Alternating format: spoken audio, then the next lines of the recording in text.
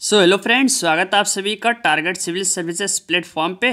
तो चलिए आज हम लोग करते हैं प्रैक्टिस सेट नंबर 26। ठीक है, 25 सेट हम लोग कर चुके हैं होम साइंस के। जो भी नए व्यूवर्स आ रहे हैं वो हमारे डिस्क्रिप्शन बॉक्स में जाएंगे, डायरेक्ट वहाँ से अलग से प्ले लिस्ट बना दी है, आप वहाँ से जाकर टीजीटी एवं पीजीटी और जीव विज्ञान का अध्ययन कर सकते हैं।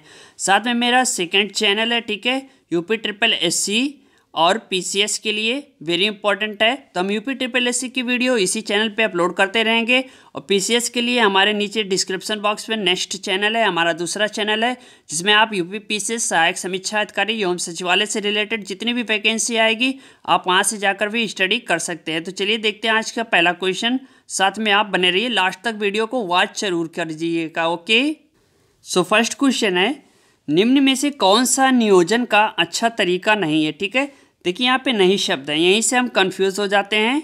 वेरी इंपॉर्टेंट है, सारे टॉपिक को नोट करते चलिएगा, सारे अच्छे क्वेश्चन हैं जो आपके एग्जाम में पूछे जा चुके हैं और बार बार पूछे जा रहे हैं। सो यहाँ पे बताना है नियोजन का अच्छा तरीका नहीं है, तो यहाँ पे राइट ऑप्शन होगा ऑप्शन बी यानी LIC।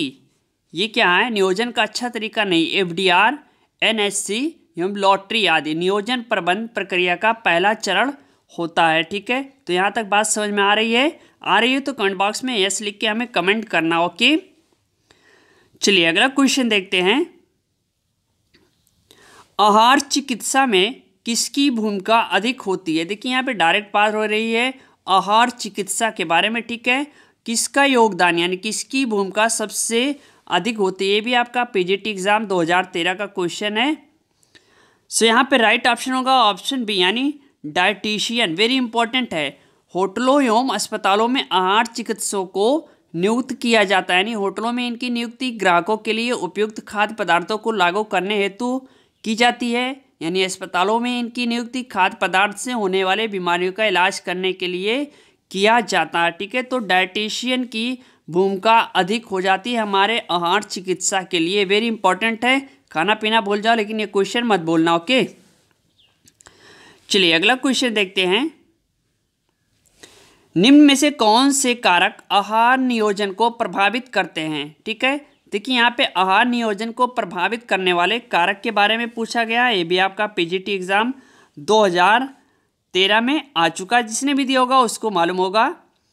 तो यहाँ पे राइट ऑप्शन है ऑप्शन डी यानी सभी आयु, शारीरिक आवश्यकता एवं व्यवसाय। ये क्या आहार नियोजन को प्रभावित करते हैं। ठीक है, क्या है कि अगर हम डेली एक्सरसाइज करते हैं और अपने आहार नियोजन पे ध्यान देंगे तो हम संपूर्ण स्वस्थ रहेंगे। ठीक है, चलिए सो नेक्स्ट क्वेश्चन देखते हैं। रोगी के लिए आहार आयोजित करते समय निम्न में से किस पर ध्यान दिया जाता है। देखिए यहाँ पे रोगी के बारे में बात हो रही है, चार ऑप्शन आपके सामने, ये भी आपका पीजीटी एग्जाम 2009 का क्वेश्चन है। सो यहाँ पे राइट ऑप्शन था ऑप्शन डी यानी सभी। रोग का कारण जानना, आहार की प्रकृति एवं भोजन संबंधी आदतें, यानी हम भोजन संबंधी आदतें यानी कैसा हम भोजन करते हैं, आहार की प्रकृति क्या होना चाहिए और रोग का कारण क्या यानी किस वजह से रोग हो रहा है। ठीक है, क्या हमें खाना है और क्या हमें नहीं खाना है। ठीक है, यहाँ पे ध्यान दीजिएगा, सभी के लिए काफ़ी इंपॉर्टेंट हो जाते हैं इस टाइप के क्वेश्चन। चलिए अगला क्वेश्चन देखते हैं। शुद्ध तरल आहार का प्रकार नहीं है। देखिए यहाँ पे नहीं शब्द लगा, वेरी कंफ्यूज करता है और यहीं से हम क्वेश्चन गलत कर बैठते हैं। ठीक है, यहीं पे हम अपनी पूरी पढ़ाई लिखाई चौपट करके चले आते हैं। कहा है जहाँ पे नहीं शब्द है ध्यान ही नहीं दिया और दूसरे पे टिक मार के चले आए। अब ये भी पीजीटी एग्जाम 2004 एवं झारखंड टीजीटी एग्जाम 2017 यानी 2 बार क्वेश्चन डायरेक्टरी रिपोर्ट रिपीट हो चुका है। तो यहाँ पे राइट ऑप्शन है ऑप्शन बी यानी खिचड़ी की बात हो रही है। कितने लोगों को मालूम है खिचड़ी, किसने किसने खिचड़ी खाया है कमेंट बॉक्स में बताएगा।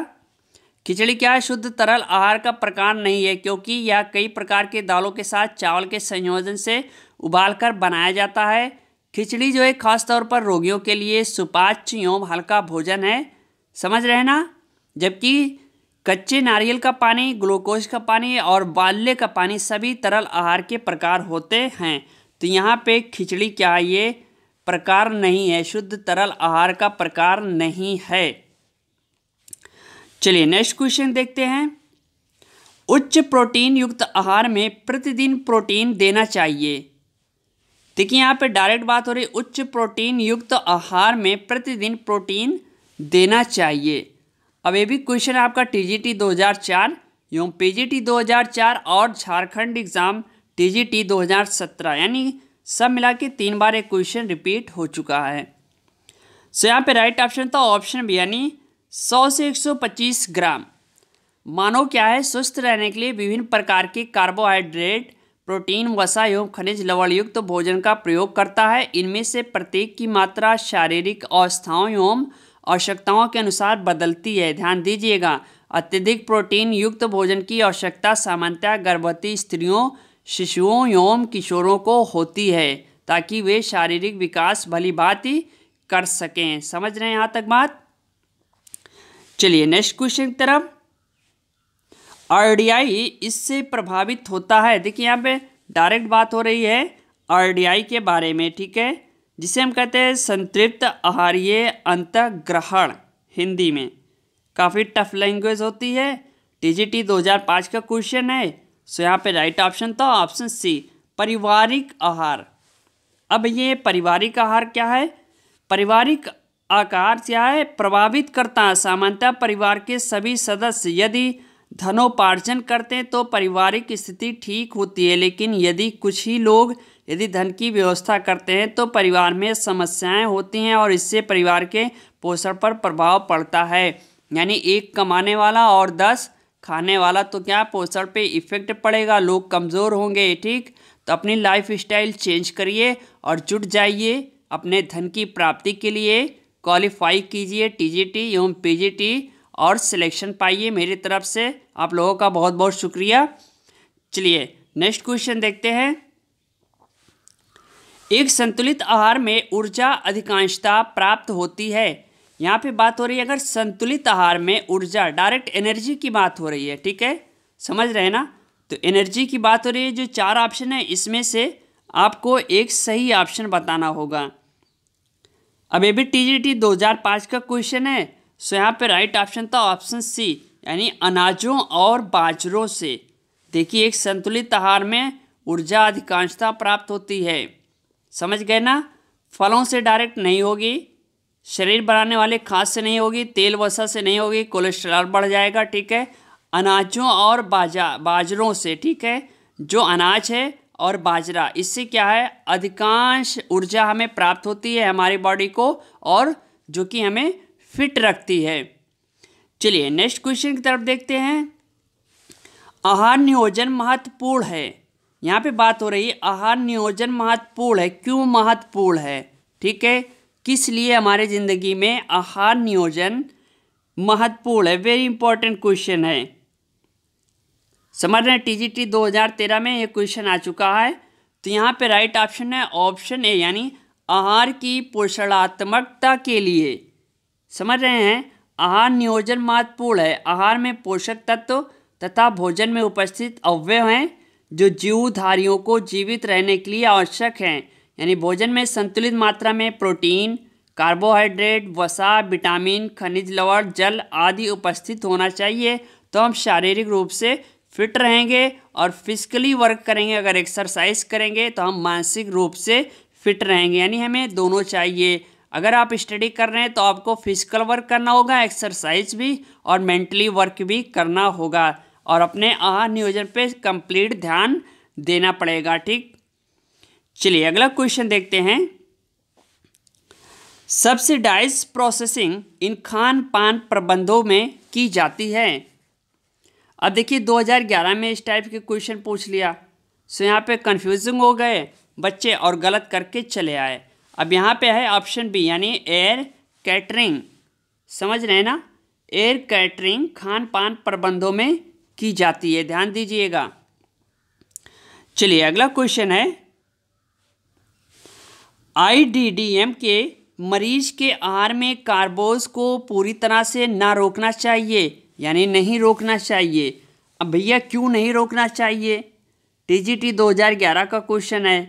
तो यहाँ पे राइट ऑप्शन है ऑप्शन डी, यानी ऊर्जा प्राप्त नहीं हो पाती। अगर आप रोक देंगे तो ऊर्जा प्राप्त नहीं हो पाती। मतलब क्या है? इंसुलिन डिपेंडेंट डेटेज मेल्टेस, यानी IDDM जिसे कहते हैं, समझ रहे हैं। कार्बोज को पूरी तरह से नहीं रोकना चाहिए क्योंकि इससे पूरी ऊर्जा प्राप्त नहीं हो पाती, ठीक है। चलिए सो नेक्स्ट क्वेश्चन देखते हैं। गर्भावस्था में कितनी औसत कैलोरी की आवश्यकता होती है? देखिए पीजीटी एग्जाम एवं टीजीटी दोनों में पूछा जा चुका है। सो राइट ऑप्शन होगा ऑप्शन बी, यानी 300 ग्राम कैलोरी। समझ रहे हैं ना।